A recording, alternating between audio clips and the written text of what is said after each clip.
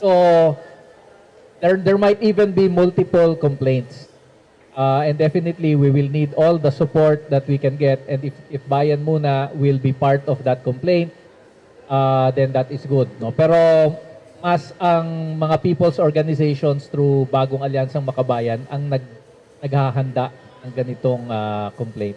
And we are expecting the progressive legislators to endorse such a complaint when the time comes. Para sa ang tingin namin, ang choice na lang ni Sara Duterte is either to resign or eventually to face impeachment.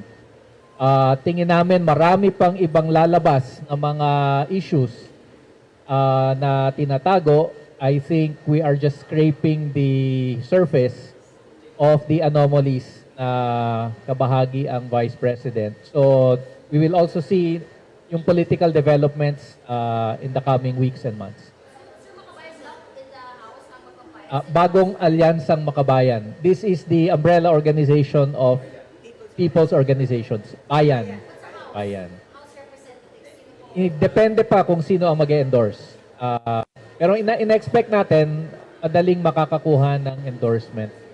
And in fact, the House only needs 106 congressmen to sign on the endorsement for the impeachment to go straight to the Senate. So best case is if we are able to get 106 supporters in the House, that will make the impeachment process faster. Okay, baka sumabit ulit sa pusit. Okay, layo natin. Sige po. Good morning mga sirs, ma'am. Kim Salinas from A to Z. Kahapon may inquiry ang Congress natin regarding dito sa anomaly issue sa DepEd. Sa tingin niyo po ba they have a merit itong mga statement ni dating Yusek Gloria Mercado dito sa anomaly Payola? At the same time, pwede rin po ba, kailan po kayo magpa-file or itong Bayan Muna netong for impeachment ni BP Sara? Go ahead po. Thank you po. Sineri na po.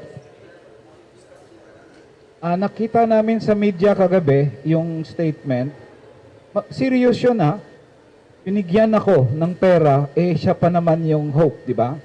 So, binigyan ako ng pera para ang isang bidding ay matuloy.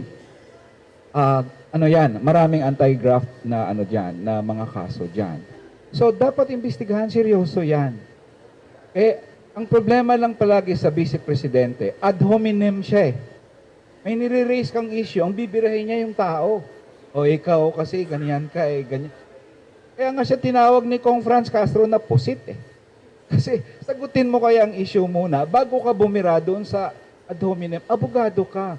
When you argue in court, pag may kaso ka ba sa korte, ang sasabihin mo sa judge, Your Honor, hindi guilty, kliyente ko kasi yun nagko-complaint, ano lang yan. Wala, sagutin mo ang legal grounds. So para sa akin, may grounds talaga na imbestigahan ito at seryoso ang kasong ito. This is another case of graft and corruption that should be investigated fully so that proper charges can be filed in tribunal. Of course, ang pangalawang ground sa impeachment other than betrayal of public trust is corruption.